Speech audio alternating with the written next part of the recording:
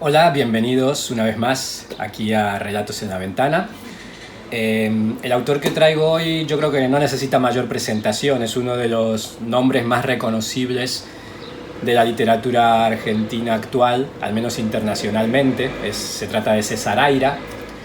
Aquí en España, bueno, es un autor nacido en 1949, que desde los años 70 es muy prolífico, publica novelas, ensayos, relatos.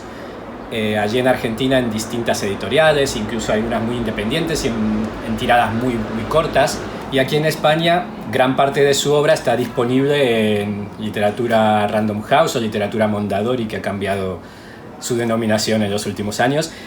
Este libro de 2013 de literatura Mondadori reúne varios de sus relatos, relatos muy breves, con una originalidad y una fantasía y una capacidad de imaginación increíbles, como es el caso de este que os voy a leer a continuación. Se titula El carrito. Uno de los carritos de un gran supermercado del barrio donde yo vivía rodaba solo, sin que nadie lo empujara.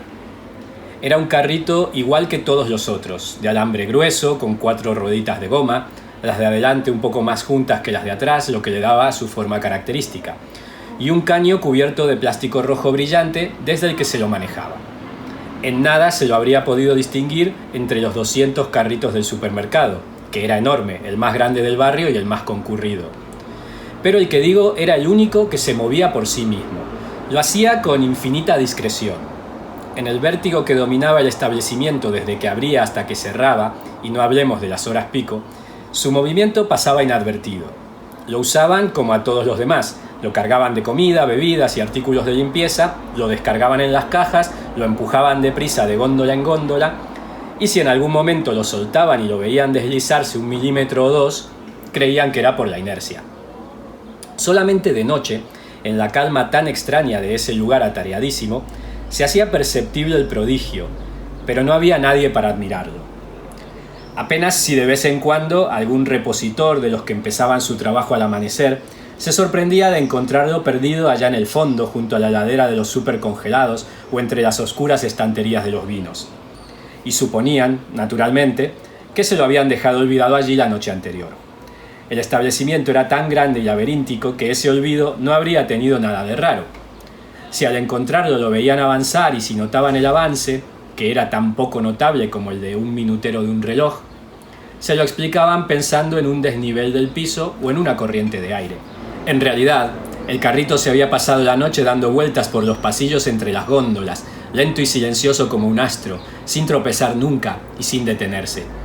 Recorría su dominio misterioso, inexplicable, su esencia milagrosa disimulada en la trivialidad de un carrito de supermercado como todos.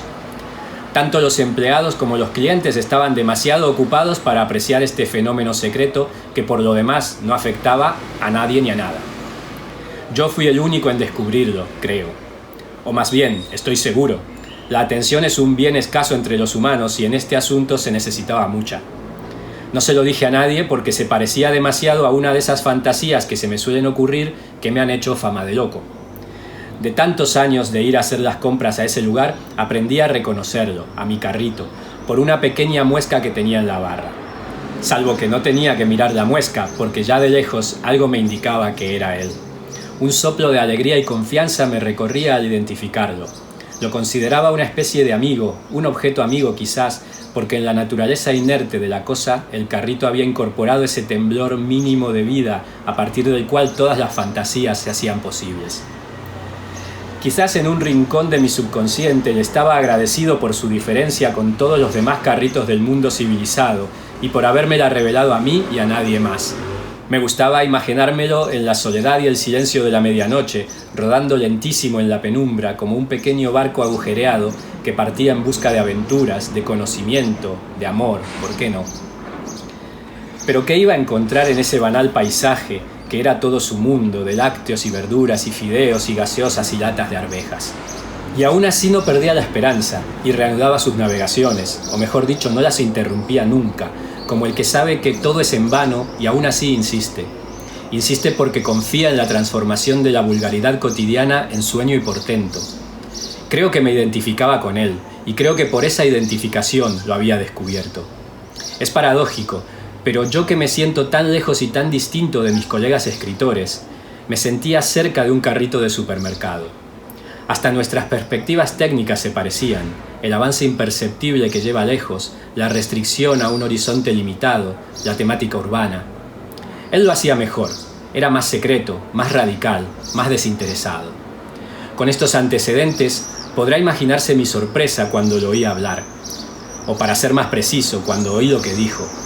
Habría esperado cualquier cosa antes que su declaración. Sus palabras me atravesaron como una lanza de hielo y me hicieron reconsiderar toda la situación, empezando por la simpatía que me unía al carrito y hasta la simpatía que me unía a mí mismo, o más en general, la simpatía por el milagro. El hecho de que hablara no me sorprendió en sí mismo porque lo esperaba. De pronto sentí que nuestra relación había madurado hasta el nivel del signo lingüístico. Supe que había llegado el momento de que me dijera algo, por ejemplo, que me admiraba y me quería y que estaba de mi parte. Y me incliné a su lado simulando atarme los cordones de los zapatos, de modo de poner la oreja contra el enrejado de alambre de su costado.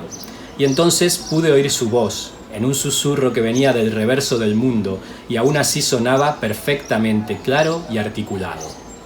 Yo soy el mal. Este es el relato El carrito, que lo podéis encontrar en esta colección de Mondadori, Relatos Reunidos de César Aira.